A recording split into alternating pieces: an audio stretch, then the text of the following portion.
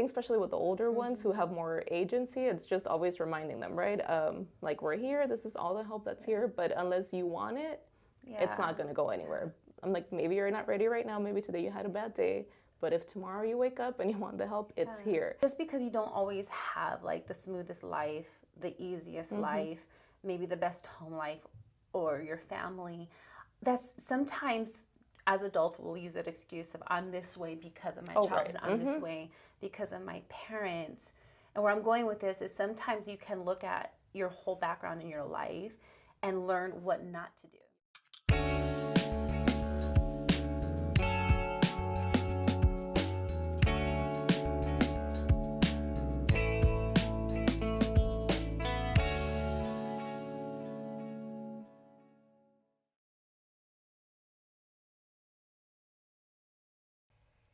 Welcome, Linwood Unified School District families, to another episode of Beyond the Classroom podcast, where we explore real-life issues impacting the youth of today, and where we also talk about the resilience and the growth and the potential that naturally resides within every young person. Today, we are focusing on high-risk youth groups and how youth can be shaped by struggle and defined by their strength. How the adversity that they experience, when it is paired up with care and support, it can really sparkle amazing and remarkable transformation in their lives. Joining us today is Cristina Castaneda, Linwood Unified School District's Foster Youth Case Manager. And today she will share with us important insights as well as real-world perspectives on how young people can rise above challenges and thrive. So together, we will be uncovering how moments of hardships can really be the amazing and yet powerful turning point for healing and hope and success in the lives of young people facing adversity today. So let's go ahead and get started. Thank you, Cristina, for joining us today. We're so happy that you're here. So you've been with Linwood Unified School District for a couple of years. Can you share with us a little bit of your background, your experiences, your education, and what you do here at Linwood Unified School District? Yeah, so here at Linwood Unified, I'm the Foster Youth Case Manager. So what that means is that I work with our foster youth students who are on probation, and also our McKinney-Venturo homeless youth. And essentially my role just is based on helping connect them to any resources that they might need to be successful in their education.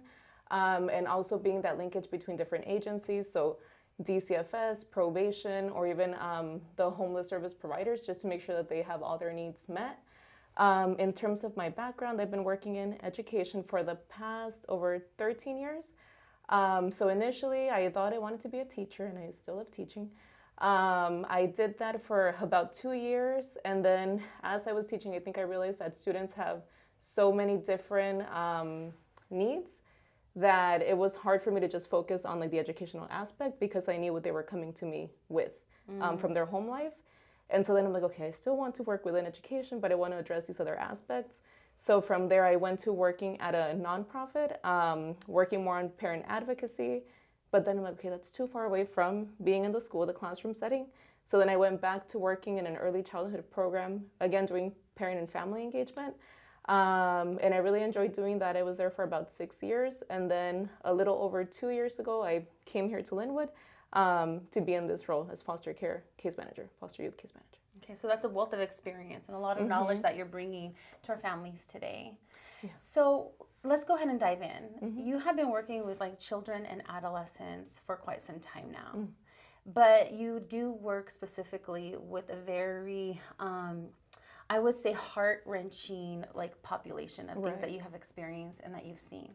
So what fuels you to keep going when you see like all the hurt and the pain, the hardships, and even the adversities that children and teenagers today are experiencing even within our own backyard? What keeps you going? Yeah, so it's not, I would say it's not easy, but it's something that you just have to like keep reminding yourself is that what you're seeing in them for that moment, that time, it's really just a snapshot or like a small snippet of their life. So we might know what they've been through, their circumstances, but we don't know their future, right? So I don't know what their next 5 years, 10 years, 20 years looks like. And it could look great if they have the right support. Like you mentioned earlier, they have the right adults that are supportive.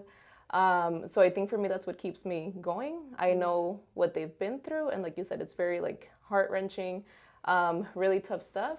But at the same time, I know that that's not what defines them, that they have a lot of potential. And it's just knowing that I could be the person that could help connect them to the support that they need, to make sure that they are basically, that their life can go in a different direction. Mm-hmm. Have you, in this role, or even in previous roles, when you first started in this field, was it shocking to kind of stumble into just some of what you did see? I know for me, like when I started, like I started at juvenile hall, and it was just so shocking to hear some of the stories, and it broke my heart. I think the first 3 years of being in the field of mental health, it really actually affected me physically to where I developed like physical conditions, and I had to kind of figure out how to, utilize self-care. But it broke me because I felt like maybe I was just so sheltered growing up, and then to see, wow, like right behind me, like children and teenagers, like they're experiencing so much devastation in their lives.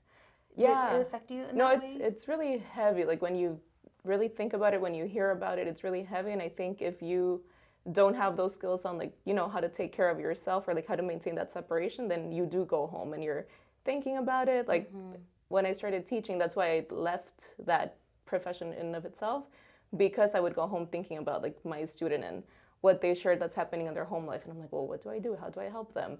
But it wasn't just one student. It was so many of them. And then just feeling like I can't solve everything for all of them. So like, what do I do? So I would say when I started working with these student populations, at first it was really challenging because I wanted to just fix everything for them so that they're okay. But I think it came, how can I put it? I think what you shared too about just like being like feeling physically ill, I experienced all of that. For a while I felt like I was like burning out. But then I'm like, wait, I still want to work in this field, so I got to figure out how to take care of myself.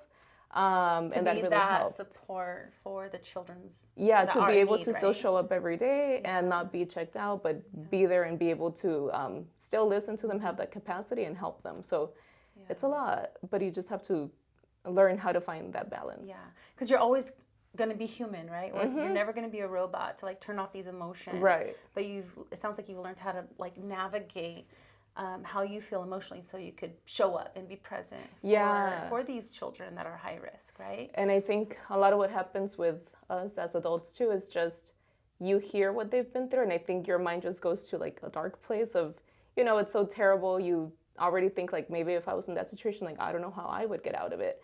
And maybe that's what you're bringing when you're interacting with these students, that heaviness. But like I said, that's why I go back to like, this is just something that has happened to them. It's not their whole life. So when I see them, talk to them, I'm able to just view them as I would any other student, recognize like, these are your strengths, this is what you can do, and help instill that hope. But I think first you have to like have that hope yourself. And you have to like see it for them as well. Yes. You have to believe in that hope that you offer it to them, so that they could feel your sincerity and your care and your compassion, and like, man, this person really cares for me, and then they begin to kind of like own it themselves. Right? So when we talk about foster youth, homeless youth, or just like high risk youth in general, what would you say that adversity looks like in their everyday life? Yeah, like that's a good question. So I think it could be, there's a spectrum, right? It could be very varied. For some students in foster care or experiencing homelessness, it might just be, I don't know, like there was a situation at home where things went wrong. Maybe there wasn't like something that you would deem like high abuse, etc. But maybe a dynamic between the child and the parent, etc. Then they get removed. But the parent is still like present, doing their best to get things right, get their child back. That's one end. Then there's the other end. Just last week, I was working with one of my students, and the mom emailed me letting me know that his worker was going to pick him up, and she put an acronym CSEC. So that's child sexual exploitation. And so when I saw that, I just felt like the heaviness of like that means that this student has been through like some stuff, right? Yeah. So there's that. There's also students who end up in foster care because they've lost a parent or they lost both parents. There are students that if they're experiencing homelessness, they might be sleeping in a car, sleeping in a park. They don't know where they're going to be the next day. And the parents, they have to choose between, do I buy food for my kids? Do I pay rent? So it's really a lot of heavy stuff, a lot of trauma that goes into it. And it might not be, how can I put it? Like that situation may have been something that happened in the past, but it's something that they're dealing with in their day-to-day, right? Like all the emotions, everything that comes from there.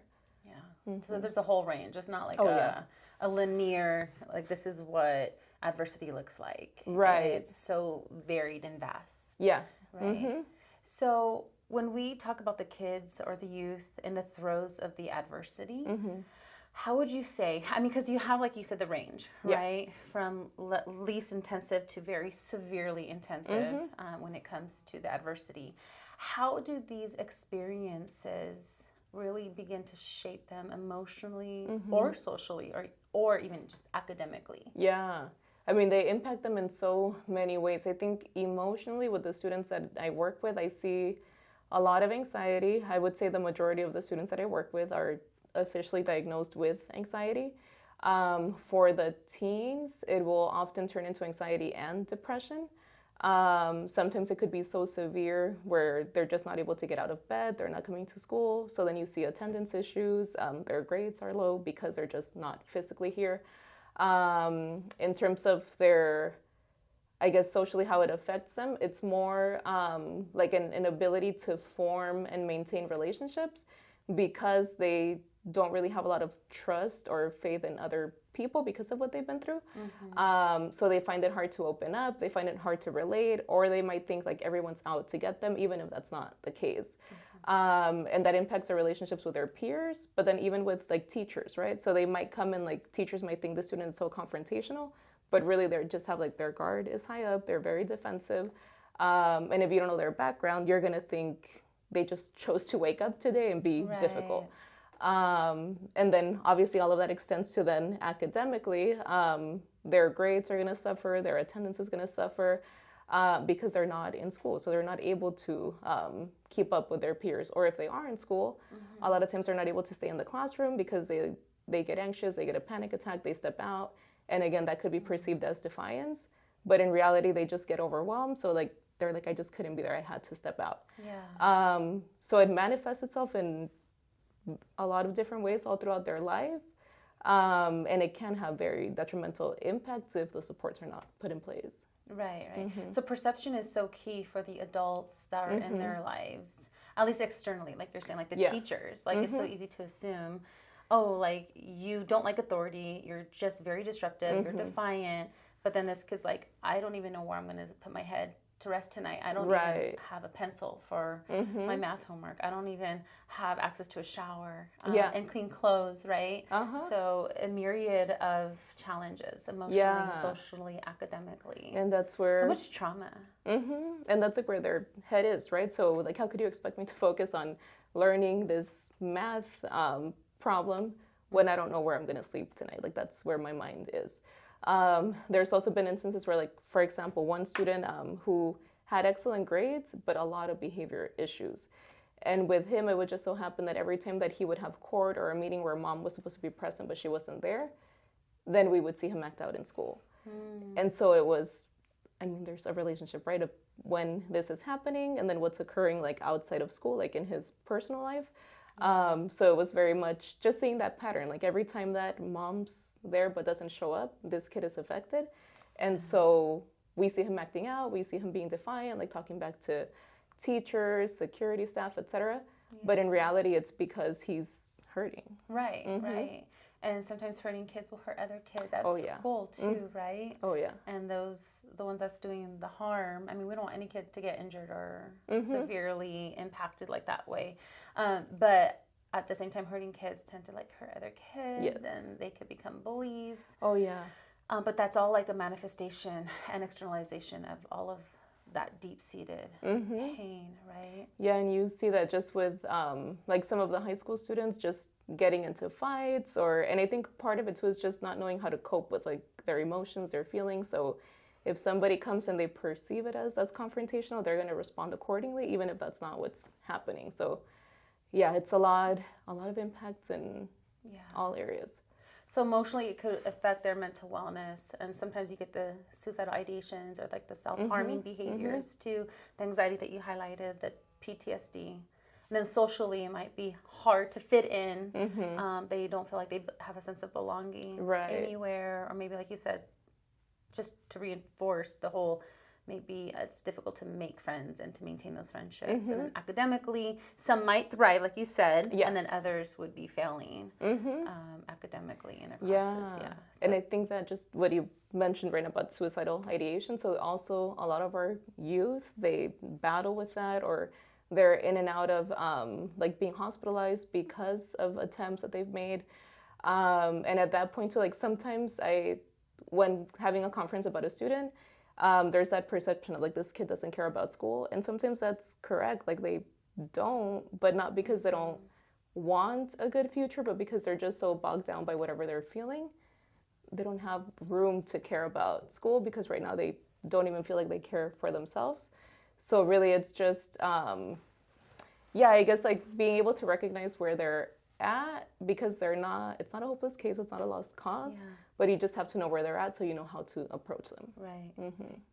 So in your experience, since you've been in this field, with the children or the youth that have experienced like basically that have an adverse childhood, is there one or two or three students that you are aware of that despite the adversity and all the obstacles and the barriers and the traumas, where they did thrive despite the challenges? And if so, like, how did they get to that place of success? What did they do? What did they have in their lives? Yeah, so there's, I would like to say that a lot of our kids actually end up doing well, and it's also how you define well, right, or success.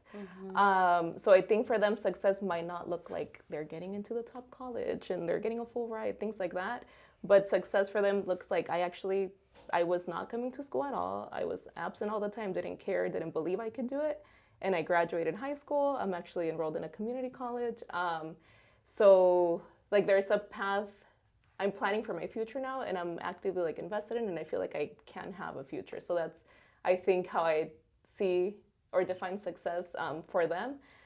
But in terms of students, so there's been a couple. So like I said, there's like that spectrum, right, of like their adversity. So for the ones that haven't faced like, I would say like as severe adversity, for the most part, they're still like living with family members, so they have supportive adults at home who are advocating for them, who are checking in, who, if they start their grades fall, they're going to come in, they're going to request a meeting, they're going to make sure that their services are in place. And oftentimes with those students, you just see that consistently, like they're doing well, and they just need to have that extra support or know about the different resources that are out there for them. And once they have access to that, then they know what they need to do, and they thrive. So, I mean, we do have some that have gone on to like 4-year colleges. They're working, they're very independent, and they're doing just what you would see any other teen their age doing or hoping for them to do. And then we have the ones that have come in. For example, a student that I'm working with right now, she attended, I think we were her 6th or 7th high school. And when she came in, she seemed like a very smart student, very capable, but she had just been bouncing around from high school to high school, placement to placement. When she was here, it's like, okay, well, we're going to work with you. We're going to put something in place. So we had a meeting with her social worker, her caregiver, counselors, etc. And that student, she actually has stayed with us, I would say, the longest of any of her schools. She ended up finishing her coursework a little bit ahead of time. And right now she's doing dual enrollment for college. And I just met with her yesterday. So she's going to be also enrolling she wants to go to Cypress College and wants to pursue a degree as an X-ray technician. Awesome. Yeah, and she's doing this all on her own, right? She's highly motivated. She knows what she wants. And as long as you're guiding her through the process, giving her the support, she takes the information and she knows exactly what she needs to do, and she does it. Yeah. So there's a lot of examples of that, I would say, of students that we get, especially teens that come in high school, and it just seems like you've never been in school consistently. your grades are very low, but then you just talk to them, you inspire like that confidence, hope in them, and then they turn it around. But it takes a village, right? So counselors are helping them, principals, everyone is there to support them, and they feel it. Yeah. And then they act accordingly. So I hear like two takeaways from this. And one is I think these stories where a child or youth, where they are thriving because of all of these caring, supportive adults who might not even be family or related in any way. I could see that being your fuel to keep going. It's like the success stories. Yes, it's one life is worth it all. Oh, yeah. Just making a change in their everyday life and their journey and their path. I think that's so powerful. Yeah, right? no, it is. And I think at the end of the day, because sometimes I'll just think of like, oh man, like there's so many things that are going on with the students. Like, I don't know how I'm going to be able to help them, but I'm like, wait, hold on. Like, who did you work with today? Like, what did you do? And then just seeing the impact that it has on that one student. And it's like, okay, you might not be able to tackle everything at once, but if you go one by one, you can get there. Yeah, and just seeing the progression, I'm sure, is just like an amazing experience. Yeah, it's a roller coaster. Because sometimes they go like this, they go like that. But I'm like, as long as you make it to the end, we're good. I think that's key. Well, before I go to the key, it's like the second takeaway is that I know the first one was like what keeps you going. And the second thing is just because you don't always have like the smoothest life, the easiest life, maybe the best home life or your family, that's sometimes as adults we'll use that excuse of I'm this way because of my childhood, I'm this way because of my parents. And where I'm going with this is sometimes you can look at your whole background in your life and learn what not to do. Yes. Right? And when you just like our parents, get a lot of blame for how we turn out, whether for the good or the bad, it's also true in reverse. Yeah. Like where I could say, oh, I saw this role modeled in my life. It didn't help them. It was very hurtful and painful, dysfunctional. So therefore, I'm going to choose like a different path, that awareness piece. Yeah. Right. So that was the second takeaway I was kind of hearing. And I think that's really big because, again, in working with students, and I think especially with the older ones who have more agency, it's just always reminding them, right? Like, we're here. This is all the help that's here. But unless you want it, it's not going to go anywhere. I'm like, maybe you're not ready right now. Maybe today you had a bad day. But if tomorrow you wake up and you want the help, it's here. And I say that because, like I mentioned earlier, that it's a roller coaster. Sometimes you see a student, they're doing so good. And then something happens and, like, they're not coming to school anymore. Yeah. And it could be really disappointing. But it's just, don't get discouraged. Like, something may have happened. They're having a rough time. But if you can re-engage them, they come back. Or they're just not ready for it at the time to receive like that message. Right. But when they are, they know who to reach out to, they know what to do, and they're willing to make that choice. And that was the key takeaway that I was hearing too, was the key here is that while you're seeing that roller coaster ride, the key is you're like the consistency for them. You're the consistent figure. You're the one constant. And I kind of will, I guess, metaphorically use a palm tree. Like when you think of palm trees, they're like one of the most sturdiest and strongest like plant like out there. Like they endure hurricanes and storms and just tropical disasters. They're tall, they're strong, but they're deeply rooted. And that's kind of how I see you. Like, okay, yeah, you see all this craziness around you and maybe some moments of discouragement with whatever the youth is going through, but the fact that you're still like steadying their lives to encourage them, to empower them, to speak life into them. Like that's awesome. Thank you for and I think that way. More adults need to be that. I think that's key, is being a constant figure of hope in their lives, no matter what they're going through. Yeah. Right? Yeah, it's just like staying I guess like steady on like what your purpose is, your role is, and it's like, I see these things happening, but I still believe you can do it. So we're going to come back and try again. Absolutely. So that leads me to my next question for you is, how can mentors or teachers or just supportive adults help children that are at high risk, the foster youth, the homeless youth, the high-risk youth groups, really begin to build like their own strength and a sense of resiliency? What can the adults do in their lives? So I think, the first thing as an adult is to come in without all the judgments, like preconceived notions of like, this kid's in probation, foster care, like they're going to be difficult because they've been through so much, and I worked with X amount of students in their situation, and it's been a challenge. And it's like, it is a challenge and it will be a challenge, but there's still things that we could do, right? So I think that's the first thing, just coming in with an open mind, and just reserving or like withholding judgment. And then when you do that, you're able to actually see the student like for who they are, not for like what you've read about them, like the history that you've seen. And I think in terms of like, what can you do, for me, it's always just, I feel like the first goal is just helping them build their confidence, their self-esteem, their belief in themselves. Because if you don't do that, then you're never going to get to better grades, better attendance, etc. So the thing to do, I would say, is just in every interaction, try to point out the good in that student, right? Like, oh, you showed up to school today. Like, that means that you did your best. Like, it was really hard for you, but you made it here. Or maybe they're not doing great with their grades, but they're asking what they could do, acknowledging that. Like, I could tell that you really care because you're asking these questions. But overall, it's just that. So trying to be kind of like a mirror that just reflects the good, right? Because they're already highly critical of themselves. They know all the things that have gone wrong. Like, we don't have to remind them. They know. Yes, they're beating they themselves up. They're living about it every that. day, right? Yeah. So it's just, when you see them, can you just look at one positive thing and just name it for them? And then they feel seen, they feel acknowledged. And the other thing too is like, be patient, because you might not see the impact of what you're doing immediately. It might not even be in that year.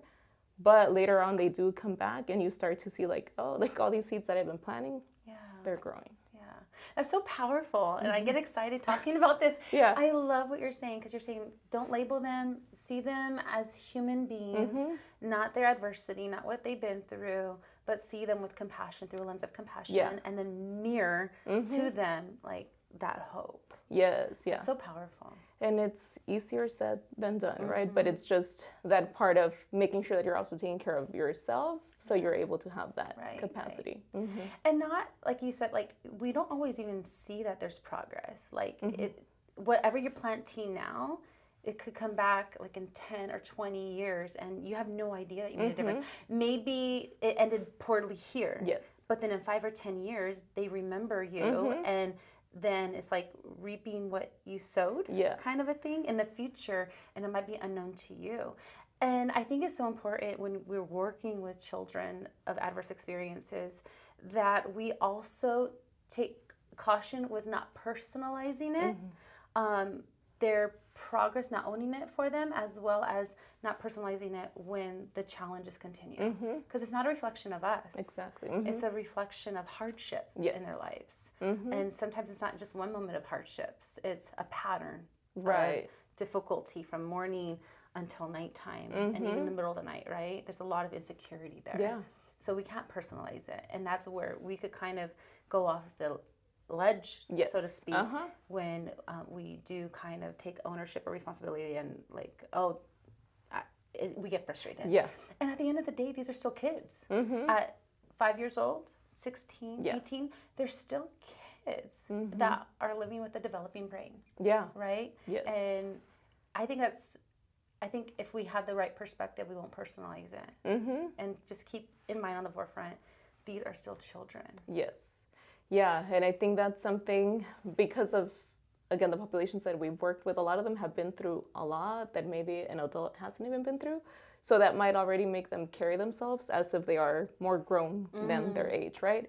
But it's like, no, at the end of the day, you have to remember they are still children. They might have been through stuff that has made them toughen up, or however you want to call it, but they are children who still need like the same support, the same help.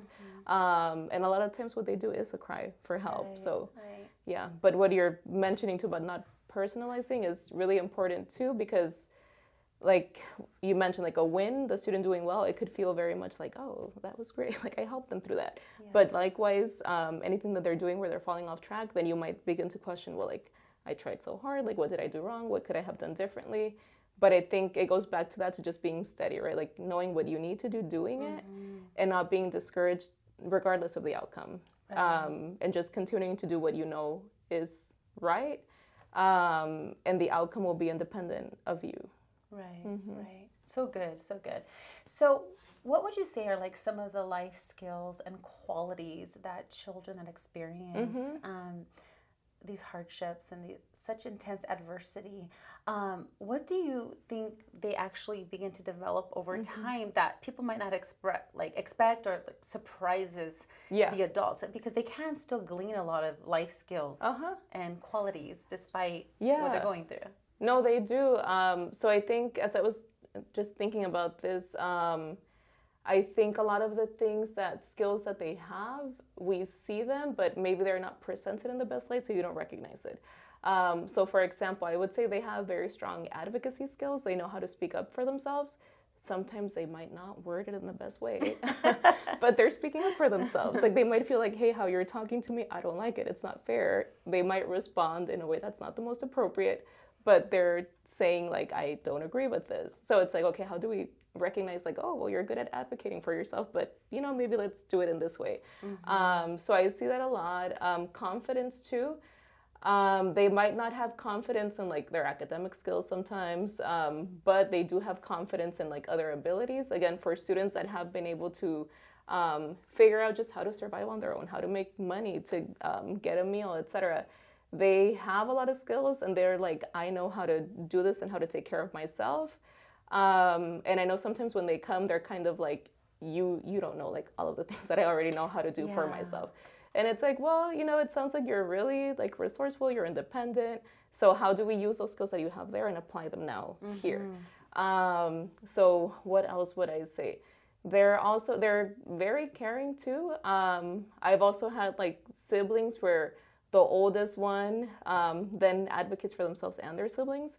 They're checking in on them. They're making sure that they're okay. So overall, they have a lot of great qualities, and they've already had the chance to, like, put them into practice, do them. And I think too, it's just, how do we help them recognize, right? Like, look at all the things that you're doing. Now, how do we apply it in a different setting? Would you say they develop, like, problem-solving skills? It sounds like they develop some caretaking skills, but, like, even leadership skills. Oh, definitely, yeah. Leadership, problem-solving. I think so for a lot of these students, sometimes with problem-solving, let's say, different examples are coming to mind as I'm talking, but I just helped a student complete her FAFSA, so, like, 2 days ago. For parents that don't know what that is, what is that? Oh, the application for financial aid for college. So as I was working with her, I noticed like, she was just, like, reading all the questions, answering, like, really, really quick. Like, she was able to process what she was reading, like, good comprehension. And I was very impressed, because she's one that, like, right now her grades aren't the greatest, but she's going through a lot. So when she finished, I'm like, oh, you're really good. I'm like, I saw how you moved through it so quickly. Like, you saw what the question was. Like, you didn't even have to ask. Like, you knew what you were answering. And she kind of just, like, smiled and she laughed. I'm like, you're really good at this. Like, I'm pretty confident that you're going to do well in your classes. You're going to finish high school. You're going to graduate. Because I'm just seeing, like, the skills that you have. But with students, in her case, so I was mentioning to her, like, different types of aid that she can get in college. So there's also the Chafee grant, which is for foster youth. They get they lowered it, but it's $4,500 each year that they're enrolled in college. So I was talking to her about that. There's another program, Cal Kids. She gets, like, $1,400 there. So just letting her know, like, you're going to have this much money as long as you go to college. And I could just see her already, like, getting excited and planning. And like I said, for a lot of them, you just give them the information and they'll know what they need to do and they'll put it into place. So there's that, like, the planning, the problem solving, and just, like I said, being independent and being able to take care of themselves, because they've already had to do that. They had to do it for so long. Yeah. So it's almost like there's a purpose here that kind of drives them and motivates them. It's like that purpose-driven mindset. Yeah, because they really do want to do, like, there's not one of them, even the ones that never come to school. When I ask them, like, do you want to finish school? All of them say yes. They all want it. They just don't know how to do it, or they might think it's no longer an option for them. Yeah. But they want it. So once you show them, like, these are the steps, they're like, oh, okay, let me work on that. And that's the power of the caring and supportive adult for children with adversity in their lives. Yeah. So what would you say is the most effective way that the school district, teachers, the community, even families can support our youth with not just surviving, but with thriving? Because I think in general, a lot of humanity, sometimes we're all in a season of just survival mode, right? But for this specific population, it could feel like they are living a sense of survival every day. Yes. And how can we bring them out of a survival mode and support them in that life of like, we are now going to thrive, like shifting the mindset. So what can the community do? What can I do? What can families do effectively to support our students with that? I think the first thing is just creating a sense of safety for them. So for example, in a school setting, it's ensuring that they feel welcome. What that could look like is just, even if the student's out for 4 days and they came that one day, greeting them, being like very happy about them, showing up, acknowledging that they're there. For staff like counselors, when they're checking in, just making sure that they're, instead of starting with like all of the deficits, just pointing out like what they're doing well, getting to know them a lot of the times, because I work with youth mentors that service or meet with students frequently. And I'll tell them our goal at the end of the day is for attendance to improve, for grades to improve, suspensions to be reduced. But the first thing we need to do is just build relationships. So the first few times you meet with them, you might not even bring up grades or attendance. You might just get to know them, ask them about themselves, their interests, connect with them. And then once they know you're a safe person, then we can bring in the other stuff. Because you can't really get to the next step until they know that you are safe, right? Yeah. It's that caring relationship bond that's beginning to develop before you could even, you're setting the groundwork, like the framework for the next steps, right? Yeah, it's impossible to move to the next step if you can't get to that first part, because if you're not a safe adult, they're not going to listen to you. They're not going to take into account a lot of what you're sharing because they don't know your intention. They're not going to listen. So buy-in of trust is huge. Yeah, it's a huge thing. And I see it at the schools. Like there's students that they're comfortable. They have like their adult at the school side, right? So it could be a teacher. It could be a counselor. Sometimes it's an administrator. But as long as they have, how can I put it? One adult that they can go to on campus, that actually means a lot. And you might not always be the adult, and that's okay. Like don't take it personal. That's fine. But at least just try to make sure that they have a person they're connecting with. And that goes a long way. So I think what we can do is just focus on seeing them, make them feel seen, feel heard, and just building that safety for them. Okay. Well, thank you. Yeah. So we are going towards the conclusion of the podcast today. And with every podcast we do is called a take-home challenge for our listeners and for our families and our parents and the adults that tune in. Okay. So let's end it with this question. What is one meaningful thing that an adult within Linwood Unified can do today to help support a child and or a teenager that is considered like a high-risk youth?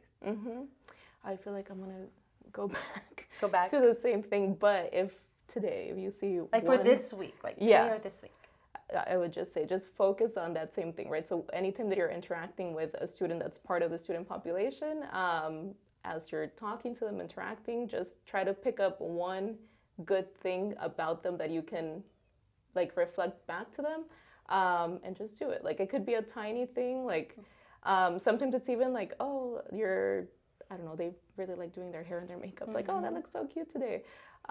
Things like that make them feel good, and then just building on that, right? But if you could just have that focus on every interaction, just pointing out one thing, especially for these students, it goes a long way, because a lot of the times all of what they hear is their shortcomings with their check-ins. They're having IEP meetings or checking with a social worker or attendance. The focus could just be on deficit. So if you could counter that by being somebody who's focusing on what they're bringing that's positive, it goes a long, long way. So empowering a kid through words of affirmation. Yes, words of building affirmation. them up with positive words. Speaking life into them, right? Yeah, exactly. So, and we, as adults, we need that too. Oh, yeah, how much more growing young, vulnerable children and teenagers, right? Yeah, and I feel like that is an easy one to do, because you don't have to go and find them housing. You don't have to go and fix their family situation. Like you don't have to, your mind doesn't have to go to like all of those complicated things that they have going on.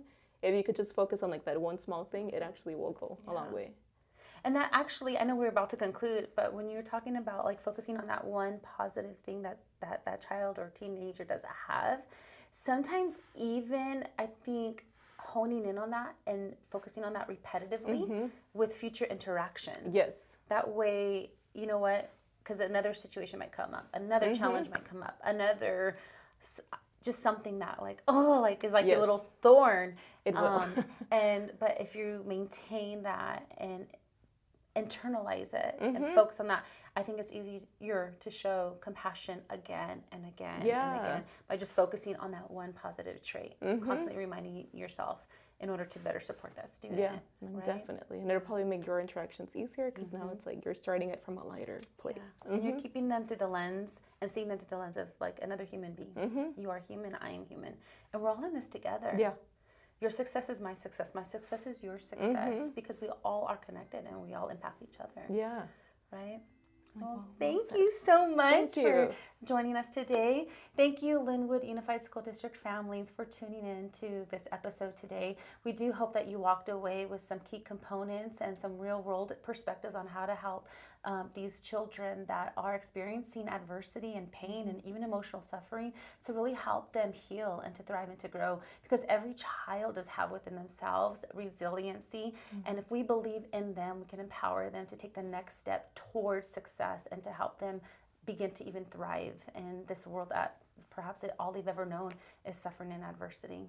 So if you have any questions, you're more than welcome to come to Student Services Department at Linwood Unified School District. We have what is called a Health Collaborative, and if you know of a student that would benefit from mental health services, please see one of our staff and we will link that child to the right resources and the right supports. So again, thank you for joining us, and we look forward to you joining us again in the future. Thank you and have a great day. Thank you.